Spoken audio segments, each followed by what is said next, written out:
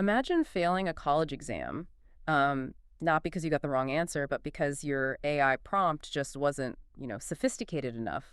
Welcome to 2026. Yeah, it's wild, but Arizona State University has made that the exact reality. Right. And before we jump in, a quick note that today's deep dive is brought to you by AI Opportune.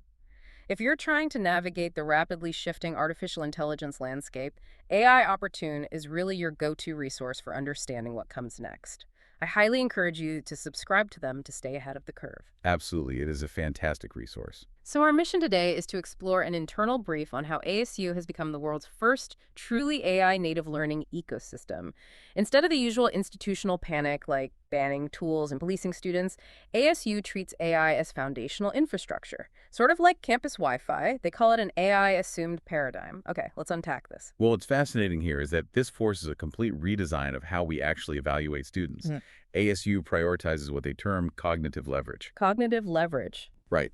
Because when an AI can generate a flawless 10-page essay in like 3 seconds, grading the final output is completely pointless. Obviously. So they grade the process instead. Exactly. Professors are now grading the students' logic, the architecture of their prompts, and how rigorously they verify the AI's output. It's kind of the modern equivalent of the math teacher forcing you to show your work when graphing calculators first hit the scene. Yeah, that is a perfect comparison. The destination doesn't really matter if you can't prove how you navigated there. But let me challenge this for a second.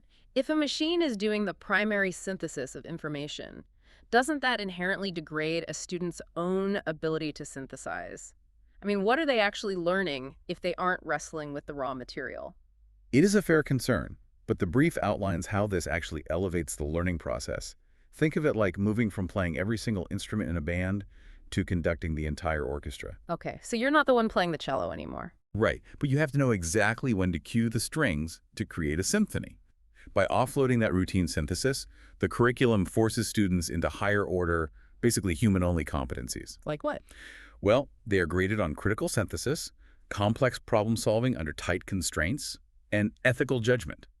Deciding whether a solution should be implemented at all, not just if it's technically accurate. And to make sure everyone can actually conduct that orchestra, ASU deployed enterprise-grade ChatGPT Edu to the entire student body and staff, which is huge because it democratizes the tools so the capability gap isn't determined by who can afford a premium subscription. Exactly. Leveling the playing field is crucial here. But if we are now grading students on their ability to orchestrate AI, they obviously can't be doing coursework on public, unsecure platforms where, proprietary university data might leak. Precisely. Yeah. And that necessity birthed Create AI, which is ASU's proprietary walled garden. It essentially ensures total data privacy. Right, and with that secure environment in place, the scale of innovation is just staggering, right?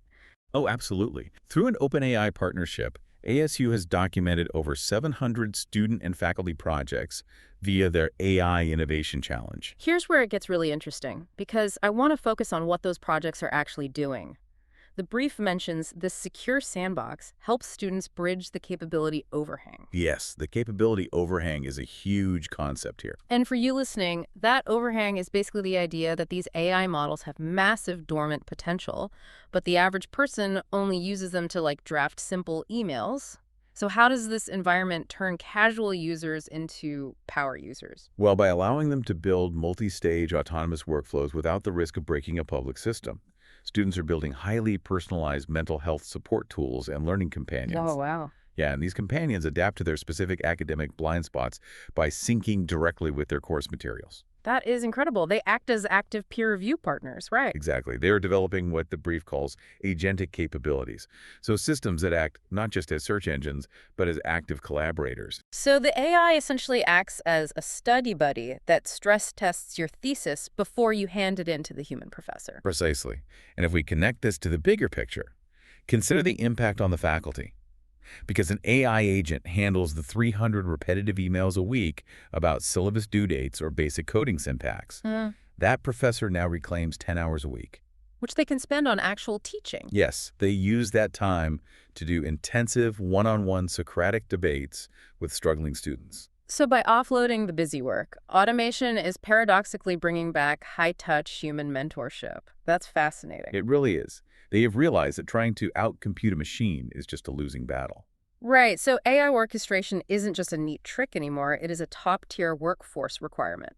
ASU is using automation to foster deeper, original critical thought. Exactly. The future of education is teaching humans how to direct the computation. Which leaves you with a pretty wild reality to chew on. If universities are now grading the process of prompt architecture and logical verification rather than the final essay, how long until employers stop asking what you produced and start asking exactly how you prompted it?